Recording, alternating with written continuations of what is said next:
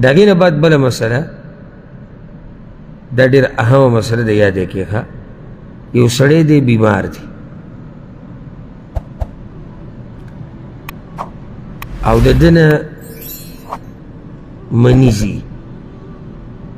کله انسان بیماري مني ته بغیر شهوت نه ځي، کله جمعي کې داسې وشي لکه جمع دی او د انسان نه مني لاړ، کله داسې کوي چې وزن اوچت کړي د هغې سره دې لاړی شي، د ټول حالت په انسان باندې راځي. نو دې کې تحقیقي قول دا دی چې دې سره غسل نه لازمیږي، او دا قول د امام ابو حنیفه، امام مالک دی او شیخ ابن عثیمین رحمه الله هم دې له ترجیح ورکړې ده. وجه دا ده چې د جنابت غسل په انسان باندې هله لازمیږي چې کله د ده نه مني په خون سره وځي، په شهوت سره، او د درې حالاتو کې شهوت نشتی. بیمار انسان چې مني ته ځي د خون نه محسوسوي، د جمعي د لاسه چې ترې لاړی شي د خون نه محسوسوي، او دغه شان چې وزن اوچت کړي د یرې د لاسه هم ځي، یعنې د یرې د لاسه کله انسان ویرېږي که نه ډېر نو هم ترې مني ځي، غسل پرې لازم شو؟ نه دی لازم. صرف چې دا یو مسله تاسو یاده کړئ څومره قیمتي مسله ده. په دې چې ذهن کې خو دا دی چې مني د بدن نه ووته نو په ده څه شو؟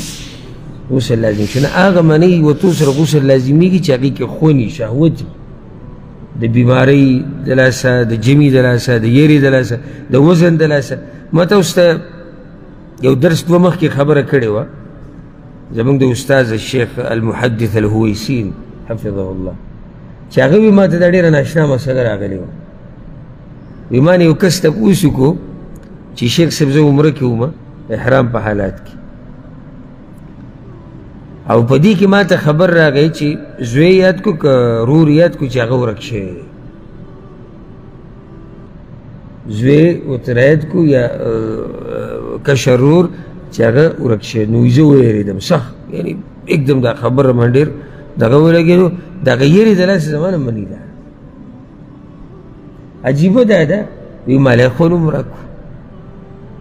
اوس دا عجیبه مسله راغلې ده، غسل پې لازم دی او که نه دی. که ته وایې چې لازم دی نو هغوی زه یېرېدلی وم، که ته وایې چې نه دی پې لازم نو هلته یې خون هم ورکړی. ځکه د دین دا مسلې چې دي دا غټې مسلې دي، او دا علما ډېر قدرمن خلک چې دا قسم مسایل موږ ته بیانوي. نو یاده کوي دا خبره چې بیماری سره که د انسان نه څه لاړ شي، یا د یرې د لاسه، یا د جمعي کې، یا د وزن د لاسه، نو په دې سره غسل لازمیږي؟ نه لازم.